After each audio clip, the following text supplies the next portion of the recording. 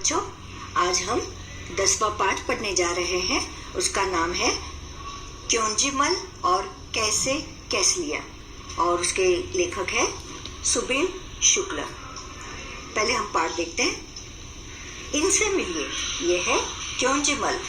बात बात पर पूछ देते हैं क्यों क्यों क्यों, भले ही आपसे जवाब देते बने या नहीं, पता नहीं क्यों। और ये है उनके दोस्त कैसे कैसलिया, ये भी कोई कम नहीं है, मौका लगते ही पूछ देते हैं कैसे कैसे कैसे। तो दो दोस्त थे, एक लड़का था जो हमेशा हर बात पर क्यों पूछ लेता था, क्यों ये ऐसा क्यों हुआ, वो वैसा क्यों हुआ, और दूसरा जो था वो कैसे हुआ ऐसे पूछ लेता था। तो दोनों मिलकर अगर साथ में आ जाए तो पता नहीं क्या होगा। भूले भटके कभी दोनों से एक साथ मुलाकात हो गई, मिलना हो गया, तो क्यों और कैसे के बीच ही भटकते रहेंगे आप, क्योंकि उनके सवालों का जवाब देते देते देते आप थक जाओगे, लेकिन वो सवाल पूछते नहीं थकेंगे। क्यों क्यों क्यों, कैसे कैसे कैसे, पढ़िए और पता कीजिए। गुरुजी नमस्ते, किधर चले? नमस्ते, जरा बाजार जा रहा हूँ। अब क्यों वाला लड़का था ना, बाजार क्यों क्यों क्यों, गेहूं पिसवाना है इसलिए। अब वो कैसे जो था वो पूछ रहा है बाजार कैसे कैसे कैसे, मतलब कैसे जा रहे बाजार? साइकिल पर। वैसे निकला तो पैदल था, पर थैली देखकर शिवदास ने अपनी गाड़ी दे दी, गाड़ी यानी साइकिल दे दी। शिवदास उनका हो सकता है शिष्य हो, स्टूडेंट, और उसने देखा कि गुरुजी के हाथ में वजनदार थैला है, तो उसने सोचा कि क्यों ना गुरुजी को साइकिल दे दूं ताकि उनका काम जल्द हो सके। अच्छा, गेहूं पिसवाना है, क्यों क्यों क्यों? अरे आटा जो चाहिए, गेहूं पिसवाने के बाद ही तो आटा मिलेगा, तभी तो रोटियां बनेगी। पर इन बच्चों को तो पता नहीं, सवाल पे सवाल ही पूछे जाना था। अरे आटा जो चाहिए पिसवाना, कैसे कैसे कैसे? चक्की में भाई, आटा क्यों क्यों क्यों क्यों भैया, रोटी नहीं बनाएंगे? अब दूसरे को सवाल था रोटी कैसे बनाएंगे, कैसे बनाई जाती है रोटी, उसे नहीं पता था। तो कैसे कैसे कैसे, रोटी कैसे बनाएंगे? अरे आटे को सानेंगे, यानी उसको आटे को सानना मतलब क्या है, जब रोटी बनाते हैं तो कोरे आटे को पहले लिया जाता है, उसमें थोड़ा सा तेल, थोड़ा सा नमक डालकर थोड़ा थोड़ा पानी देकर गूंदा जाता है और बड़ा सा गोल बना लेते हैं, फिर थोड़ी देर के लिए ढक देते हैं, तभी जाकर वो रोटी बहुत अच्छी बनती है। अरे आटे को सानेंगे, बेलेंगे, तवे पर पकाएंगे, आग पर फुलाएंगे, मतलब फुलका बनाना चाहते थे। जब तवे पर पकाते हैं आधा अधूरा, और तवे को बाजू करके उसको गैस पर फुलके जैसा गोल, पूरी गोली गोल जैसे बनाते हैं। सानेंगे क्यों क्यों क्यों? सुनो, सने आटे में थोड़ा पानी रहता है ना, आग पर तपने से यही पानी भाप बनकर बेली हुई रोटी को पकाता है। जो रोटी है जो हमने बेली है उसको पकाने के लिए आंच की जरूरत होती है, आग की जरूरत होती है। जब आटा गूंदा जाता है और उसकी रोटी चकले पर बेलन से बेली जाती है, उसके बाद तवा गरम करके उस पर रोटी डालते हैं और तभी तो वो पकती है। इसीलिए सानेंगे, इसीलिए उसको आटे को गूंदना है। सानेंगे, फिर से वो कैसे वाला पूछा है, कैसे कैसे कैसे? तुमने कभी नहीं देखा है क्या? परात पर आटा निकालेंगे, जिसमें आटा निकाला जाता है वो रोज की थाली की तरह थाली नहीं होती, थोड़े उसके कड़े होते ताकि बाहर आटा न गिरे, उसको परात बोलते हैं, थोड़ी बड़ी होती है वो। चुटकी भर नमक डालेंगे, फिर धीरे धीरे एक हाथ से पानी डालते हुए सानना शुरू करेंगे, मतलब उसको गोल करेंगे, उसको आटे को गीला करके उसका एक गोला बनाएंगे। पहले पहले सारा आटा बिखरेगा, फिर उसे समेटेंगे और अच्छे से सान लेंगे, यानी अच्छे से उसका गोला बना लेंगे, समझे? अच्छा, परात पर क्यों क्यों क्यों, कैसे कैसे कैसे? गुरुजी, तुम लोगों की क्यों और कैसे में तो मेरी चक्की बंद हो जाएगी। बंद हो जाएगी, उस पर भी वो सवाल पूछते हैं क्यों क्यों क्यों? अरे बंद हो जाएगी, कैसे कैसे कैसे? हाँ, लेकिन तब तक गुरुजी तो और होशियार थे, वो जानते थे इन बच्चों के बारे में। तो तब तक गुरुजी साइकिल पर सवार फुर हो चुके थे। अब उन्होंने सवाल पूछा है, तुम्हारी समझ में क्या आया? गुरुजी थैली में क्या लिए जा रहे थे? गुरुजी थैली में गेहूं पिसवाने लिए जा रहे थे। क्योंजीमल और कैसे कैसलिया से मिलने पर तुम दोनों के बीच में क्यों भटकते रह जाओगे? उन दोनों से मिलने पर उन दोनों के बीच ही आप भटकते रह जाओगे, क्योंकि दोनों ऐसे ऐसे बेवकूफ सवाल पूछेंगे जिसका उत्तर देना आपके लिए मुश्किल हो जाएगा और उनको अपने सवालों का जवाब कभी मिलेगा ही नहीं। बार बार से वही सवाल इधर उधर उधर पूछते ही रहेंगे और आपका वक्त जाया हो जाएगा। इतने वो दोनों बेवकूफ थे। शिवदास ने गुरुजी की थैली देखकर अपनी गाड़ी क्यों दे दी? शिवदास ने जब देखा कि गुरुजी चक्की पर गेहूं पिसवाने ले जा रहे तो उनका बोझ हल्का करने के लिए और उनका काम जल्द हो जाए, इसलिए उसने अपनी गाड़ी यानी साइकिल दे दी। रोटी को अलग अलग जगह पर अलग अलग नाम से पुकारा जाता है। कुछ और नाम पता करके लिखो।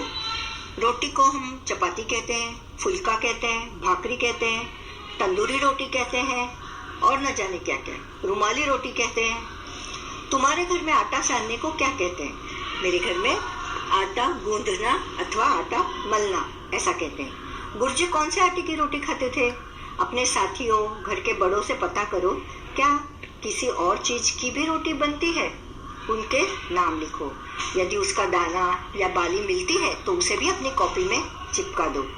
हाँ, मैं जानता हूँ कि रोटी, गुरुजी तो गेहूं की रोटी खाते हैं कि इसीलिए तो आटा गेहूं पिसवाने चक्की पर जा रहे थे। पर कई घरों में ज्वार, बाजरा, मकई, चावल, मिक्स अनाज आदि को आटे में परिवर्तित कर उसकी रोटियां बनाते हैं या भाकरी बनाते हैं। शहरों में ज्यादातर रोटी गेहूं के आटे की ही बनती है, पर कई घरों में ऋतु के अनुसार मिक्स आटा अथवा ठंडियों में बाजरा, ज्वार, मकई की भाकरी भी बनती है और लोग उसे पसंद भी करते हैं। रोटी क्या ऐसे बनेगी? आटे को सानेंगे, गेहूं को पिसवाएंगे, आग पर फुलाएंगे, तवे पर पकाएंगे, चकले पर बेलेंगे, गरम गरम खाएंगे? नहीं तो फिर कैसे? उसका क्रम बताओ। पहले गेहूं को पिसवाएंगे, फिर आटे को सानेंगे, चकले पर बेलेंगे, फिर तवे पर पकाएंगे, आग पर फुलाएंगे और अंत में गरम गरम खा लेंगे।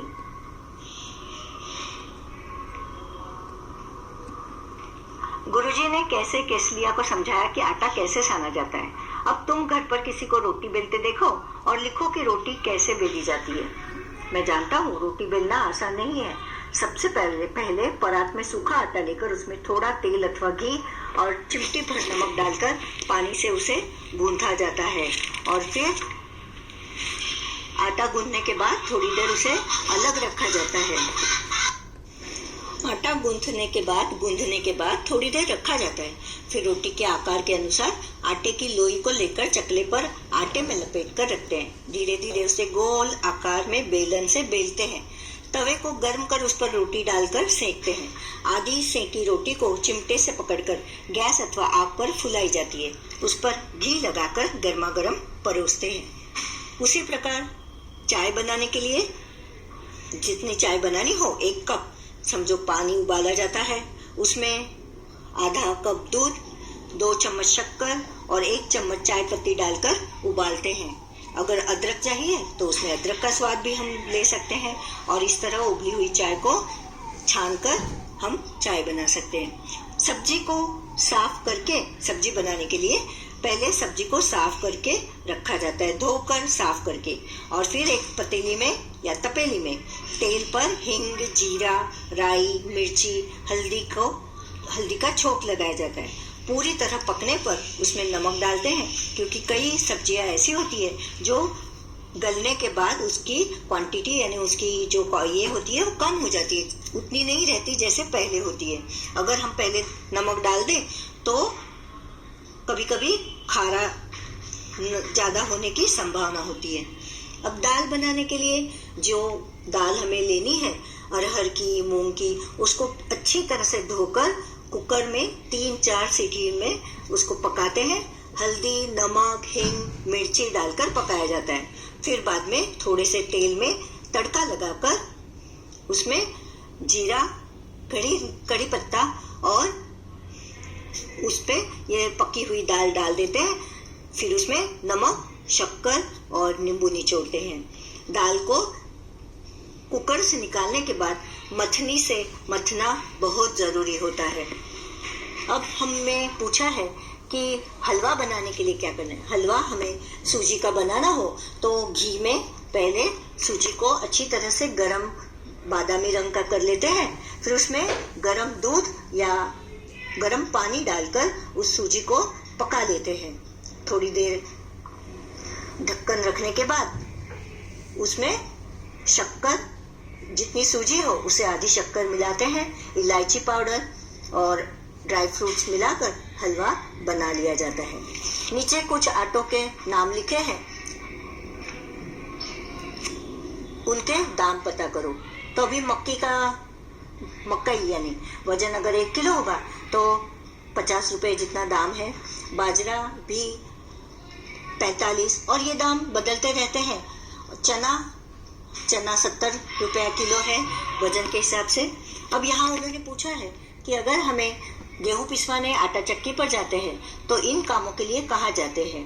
आटा खरीदने के लिए हम परचूरन की दुकान पर जाते हैं, पंचर बनवाने के लिए साइकिल की दुकान पर जाते हैं, दूध खरीदने के लिए डेयरी में जाते हैं, जूते की मरम्मत करवाने मोची के पास जाया जाता है, सुराही खरीदने, अभी सुराही घट बनाने का काम कुम्हार करते हैं तो कुम्हार के पास जाते हैं, कॉपी किताब खरीदने के लिए हम स्टेशनरी की दुकान पर जाते हैं, और बाल कटवाने के लिए नाई के पास जाया जाता है।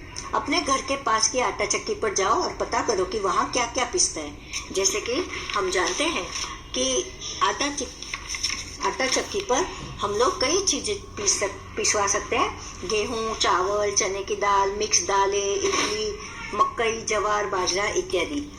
आटा चक्की किस चीज से चलती है? आटा चक्की इलेक्ट्रिसिटी से चलती है। और दिन में कितनी बार चक्की को रोका जाता है? दिन में 2 बार चक्की को रोका जाता है। नीचे रसोई की कुछ चीजों के चित्र बने हैं, उन्हें देखकर बताओ कि रोटी बनाने में कौन कौन सी चीज इस्तेमाल नहीं होती। तो ऐसी चीजों का इस्तेमाल किस काम के लिए किया जाता है वह लिखो। पहले हम सामान को देखेंगे। यहाँ कढ़ाई दी है। रोटी बनाने के लिए तवे की जरूरत होती है, कढ़ाई की नहीं। तो कढ़ाई का उपयोग हम पूरी बनाने में अथवा सब्जी बनाने हेतु कर सकते हैं। कप और प्लेट का इस्तेमाल चाय पीने हेतु कर सकते हैं। अचार की बरनी दी है, उसमें अचार हम रखते हैं। चम्मच सब्जी को परोसने या हिलाने हेतु, कड़छी पूरी तलने हेतु, और कटोरी तो हम खाते वक्त सब्जी और दाल जब लेते हैं तो उसमें कटोरी की जरूरत होती है। अब यहाँ एक छोटी सी कविता है, मैं पढ़कर बताती हूँ, पढ़कर सुनाती हूँ। सर्दी आई, सर्दी यानी ठंडी का मौसम। सर्दी आई, ठंड की पहने वर्दी आई, सबने लादे ढेर से कपड़े, चाहे दुबले चाहे तगड़े। नाक सभी की लाल हो गई, सुकड़ी सबकी चाल हो गई। ठिठुर रहे हैं, कांप रहे हैं, दौड़ रहे हैं, हाँफ रहे हैं। धूप में दौड़े तो भी सर्दी, छांव में बैठे तो भी सर्दी। बिस्तर के अंदर भी सर्दी, बिस्तर के बाहर भी सर्दी।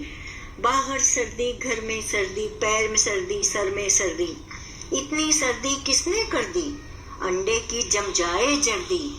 सारे बदन में ठिठुरन भर दी, जाड़ा है मौसम बेदर्दी। सफदर हाशमी जी की ये कविता है। बच्चों, लगता है तुम्हें ये सब पसंद आया होगा। धन्यवाद।